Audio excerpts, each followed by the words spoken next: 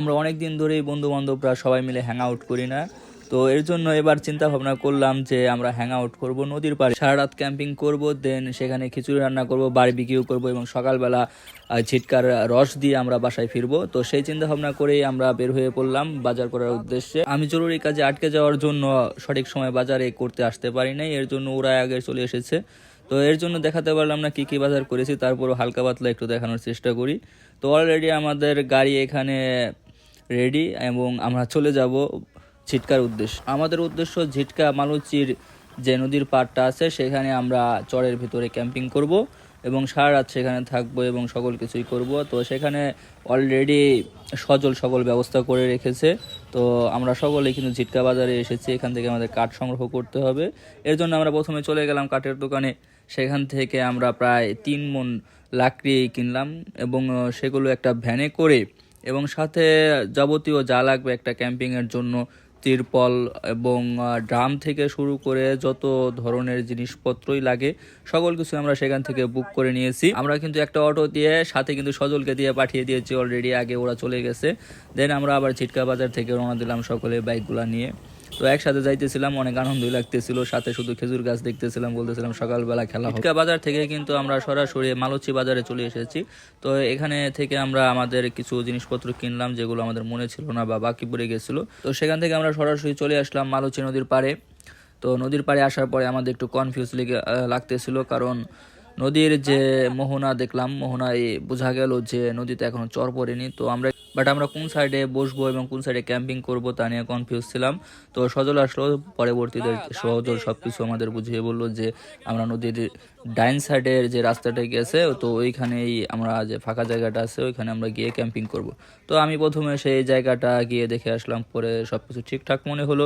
এর জন্য সকলকে বললাম যে চলো আমরা এখানেই থাকবো। তো আমাদের সাথে আরও অনেকেই গেছিলো, সকলেই মতামত দিল। পরবর্তীতে আমরা কিন্তু সেখানে থেকে সকল লাকড়ি আবার নামাইলাম, নামানোর পরে কিন্তু আবার সেগুলো যেখানে আমরা ক্যাম্পিং করব সেখানে নিয়ে আসলাম এক এক করে সকলে মিলেই। তো সবাই কাজ করতেছিল, জিনিসটা ভালো লাগতেছিল। এলাকারও কিছু ভাই ব্রাদার ছিল, তো ওরাও চলে আসছে এখানে আমাদের সাথে সারা রাত কাটাবে বলে। এদিকে কিন্তু আমাদের তাঁবুর বাঁশগুলো ফিটিং করা হয়ে গেছে অলরেডি। তো শুধুমাত্র তিরপলটা দিয়ে শুধু চারিদিকে বেঁধে দেবো, এটুকু কাজই বাকি রয়েছে। এদিকে কিন্তু শিপন সুন্দর মতো একটি বাটাম নিয়ে এসেছে, ওটা দিয়ে কিন্তু যে চারিদিকে যে খুঁটিগুলো গাড়া হবে তিনি সেগুলো সুন্দর মতো কাটতেছিল। তো আমাদের তাঁবুটা কিন্তু অলরেডি তৈরি হয়ে গেছে, সুন্দর মতো চারিদিকেই খুঁটা দিয়ে আমরা শক্তপোক্ত করে বেঁধেছি এবং উপর দিয়ে যে ছাউনিটা দেওয়া হয়েছে অনেক সুন্দর হয়েছে। এখানে আমাদের প্লেস, এখানে আমরা থাকবো সারা রাত। আমাদের বাইকগুলো কিন্তু একদম নদীর পাড়ে, তো সাথে একটা জাহাজও ছিল। সব কিছু মিলিয়ে কিন্তু ব্যাপারটা একদম অন্য লেভেলের দিকে চলে যাচ্ছিল। তো এর জন্য কিন্তু শাহিন অনেকটা আগে আমাদের বলেছে যে আমি চলে যাব, বাট ও কিন্তু সকল ভাবচক্কর দেখে এবং সব সেটআপ মেটআপ দেখে কিন্তু অলরেডি ওর সিদ্ধান্ত চেঞ্জ করে ফেলেছে, বলতেছে যে আমি গাড়িটা নিয়ে আসি। তো গাড়িটা একটু দূরে রেখে এসেছিল, কারণ ও বলতেছিল যে আমি চলে যাব, এর জন্য আর গাড়ি নিচে নামায় নাই, এর জন্য ওই বাজার থেকেই রেখেছিল। তো অলরেডি গাড়ি এসেছে, ও আর যাবে না, ওর সিদ্ধান্ত নিয়েছে যে আজকে আমি এখানেই থাকবো, সারা রাত এখানে মজা করব। তো আমাদের প্লেসটা হলো এখানেই, আমরা সারা রাত একদম নদীর পাড়ে, সাথে কিন্তু একটা বড় বল গেট জাহাজ আছে এবং তাঁবু। তো বুঝতে পারতেছেন অলরেডি কিন্তু আমাদের এখানে কাজ চলতেছে এবং সকল কিছুই কিন্তু নদীর পাড়ে নিয়ে আসা হয়েছে, ধুয়ে মেজে সেগুলো পরিষ্কার করে কিন্তু আমরা আবার সেখানে রান্না বান্না করবো। তো এর জন্য উদ্দেশ্যে কিন্তু বিশেষ করে স্বাস্থ্য কিন্তু অনেক ভালো কাজ করতেছে, সাথে কিন্তু জিমও অনেক ভালো সঙ্গ দিতেছে। তো ওরা প্রথমে বারবিকিউর যে মাংসটা ছিল ওটা কিন্তু ভালো মতো ওয়াশ করে নিল। দেন তো জিম আবার বললো যে শুধু ওয়াশ করলে হবে না, তো এটা ভালো করে আবার চেক করতে হবে যে এখানে কোনো ময়লা টয়লা আছে কিনা। তো এর জন্য কিন্তু আবার প্রথমে একটা একটা করে মাংস আবার বাঁচতেছে যে কোনো পশম বা আদার্স কোনো কিছু সেখানে থাকতে পারে। আপনারা আবার বলতে পারেন যে আমরা পোলাবাইন মানুষ, সেখানে গিয়েছি মাংস টাংস ধুয়া টুয়া খাইটাই নেই, বা এরকম কিন্তু কোনো কিছুই হয় নাই। আমরা কিন্তু অনেক পরিষ্কার করেই কিন্তু ভালো করে সকল কাজটাই করেছি। বিশেষ করে এ বিষয়ে কিন্তু শিপন এবং সাথে ঝিম ভালোভাবে এই কাজটি করেছে। তো ওর অনেক সুন্দরভাবে একটা করে মাংস বাঁচতেছিল। দেন আবার যদি কোনো পশম বা আদার্স কোনো কিছু থাকতো ও সেগুলো এক এক করে ফেলে দিয়েছে। তো এই বিষয়গুলো অনেক ভালো ছিল, যেহেতু আমরা বারবিকিউ করব। অলরেডি কিন্তু চাউল আমরা নদীর পাড়ে নিয়ে এসেছি, চাউল এবং ডাউলগুলো কিন্তু আমরা একসাথেই সেখানে ধুবো। তো এক এক করে কিন্তু সকল কাজই কিন্তু এগিয়ে যাচ্ছে আমাদের। এদিকে কিন্তু শিপন আর ঝিম এই পানির ভিতরে কিন্তু নেমে দুইজনে এই সকল কিছু ধুইতেছিল, তো এর জন্য ওদের একটা ক্রেডিট দেওয়া যায়। আর এদিকে কিন্তু খায়রুল আগুন জ্বালিয়ে দিয়েছে, একদম বাপের বেটার মতো কাজ করেছিস ভাই তুই, ওর সামনে এবার জাতীয় পুরস্কার দেওয়া হবে। এদিকে কিন্তু ঝিম সকল কিছু কাটাকাটি শুরু করে দিয়েছে, ও একটা ভালো ছেলের মতো কাজ করতেছে, যেহেতু নিচে সকল কিছু ধোয়া পাকলা করে দেন আবার উপরে নিয়ে আসছে। উপরে আসার পরেও কিন্তু আবার একভাবেই সকল কাজ করতেছে, ফুলকপি থেকে শুরু করে পেঁয়াজ এবং কি কাঁচামরিচও কিন্তু ও অনেকটাই কেটেছিল, তো সুন্দরভাবে কাটতেছিল, মনে হইতেছে যে পেশাদার শেপও। তো এদিকে কিন্তু আবার শিপনের নেতৃত্বে অলরেডি চুলার মাপ নেওয়া শুরু হয়ে গেছে ওরা। এদিকে কিন্তু অলরেডি আবার চুলা পুরা প্রায় শেষ হয়ে গেছে। এদিকে কিন্তু নাজমুলের কে কে বেবি লাগে সকল কিছুই আবার সজলকে বলতেছিল, সজল আবার সেগুলো এক্সপ্লেন করতেছিল, আবার বলতেছিল যে ঝিম যদি বেবি হয় তাহলে তো লাবণী তোর কি, ও বলে সকলেই ওর বেবি।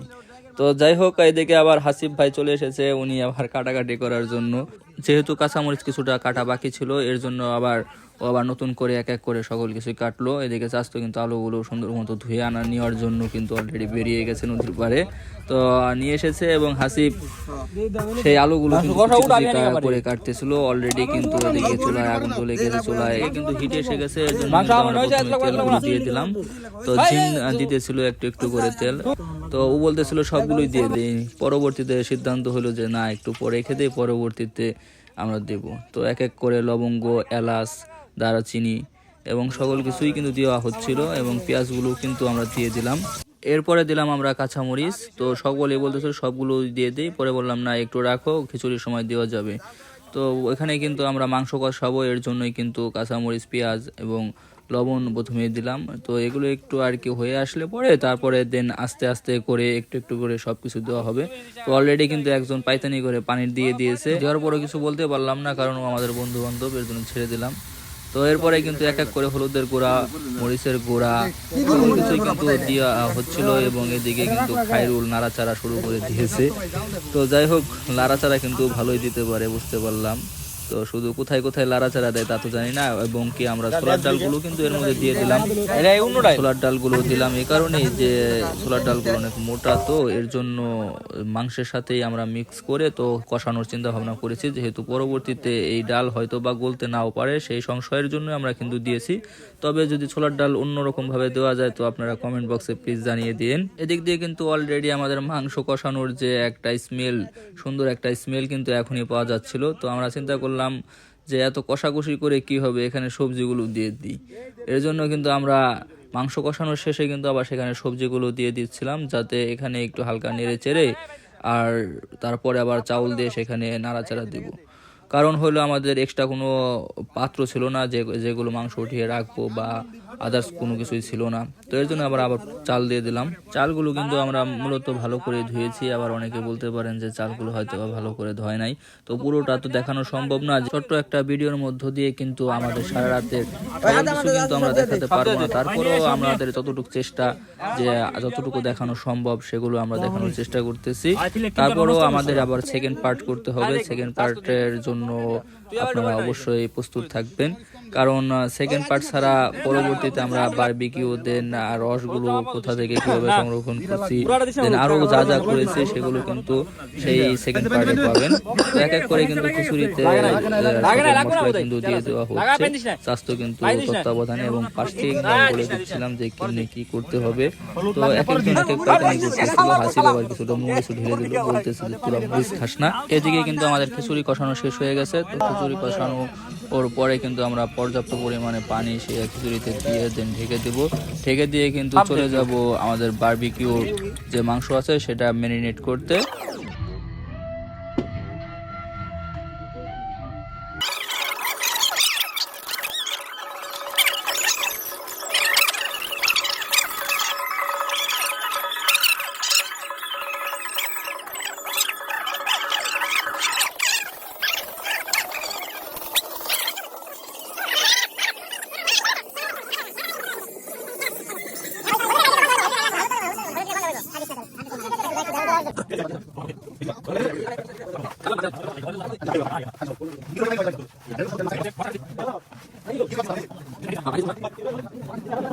ক্যাম্পের ওইখানে মাংস ম্যারিনেট করা অলরেডি শেষ হয়ে গেছে বারবিকিউর জন্য। এর জন্য আবার আমরা চলে আসলাম এখানে খিচুড়ি যে রান্না করতে রেখে গেছিলাম, স্বাস্থ্য এখানে ছিল তত্ত্বাবধানে। তো দেখার জন্য যে খিচুড়ির কি কন্ডিশন, তা খিচুড়ি হয়ে গেছে অনেকটাই। প্রথমে দেখি ওরা চলা দিয়েছিল, পরে বললাম যে চলা দিলে হবে না, উপরে কয়লা দিতে হবে। এর জন্য পরে আবার নতুন করে চলাগুলো নামিয়ে আবার আমরা কয়লা দিলাম। তো মোটামুটি ভালো ফ্লেভারই কিন্তু আসতেছিল খিচুড়ির, যে আমরা রান্না বাড়া করতে পারি না, তারপরও এই নদীর চরে এসে আমরা এরকম সুন্দর রান্না বাড়া করতেছি। তো এই যে আমাদের খিচুড়ির কোয়ালিটি অনেকটা লেটকা খিচুড়ি হয়েছে। তো এই পরিবেশে লেটকা খিচুড়ি একটু ভালো লাগবে। অনেকটা শীত পড়েছে, আমরা যেহেতু একদম পদ্মা নদীর তীরে আছি, এরকম পরিবেশে যে আমরা এরকম ভাবে খিচুড়ি রান্না করতে পারবো সেটা কখনোই কল্পনা করতে পারিনি। তো বন্ধু বান্ধব সকলেই বলতেছিল যে পারবি না, এত দূরে যায় ক্যাম্প করে নদীর পাড়ে, আশেপাশে কোনো কিছু নাই। তো thanks to Sajal and thanks to Bhola. তো এদিকে আমরা খিচুড়ি নাড়াচাড়া করে ঢাকনা দিতে দিতে এদিকে দেখি শাহিন সহ সকলেই আবার নাচানাচি শুরু করেছে বক্স বাজিয়ে। তো আমরাও চলে গেলাম সেখানে। চলুন আপনারাও একটু নাচা গানা দেখে আসি ওদের কিরকম নাচতে পারে।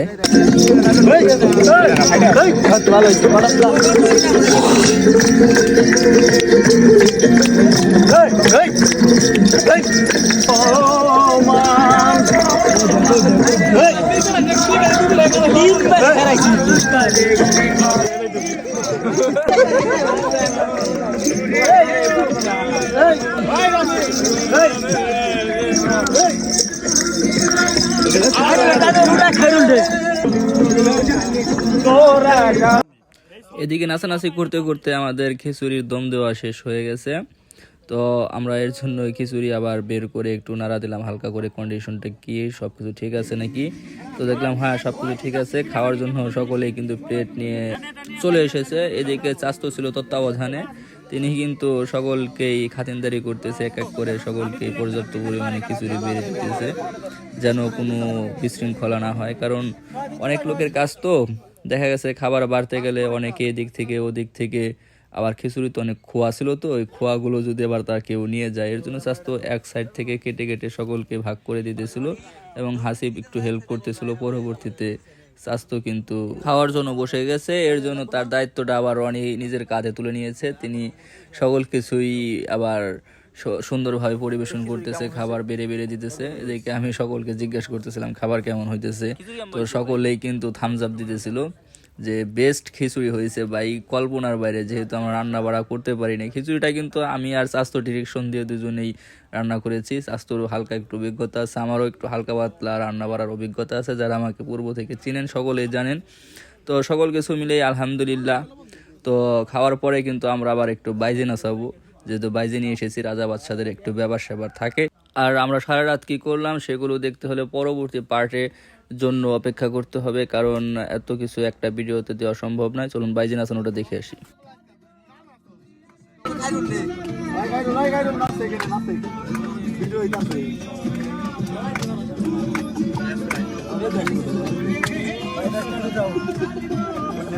Running,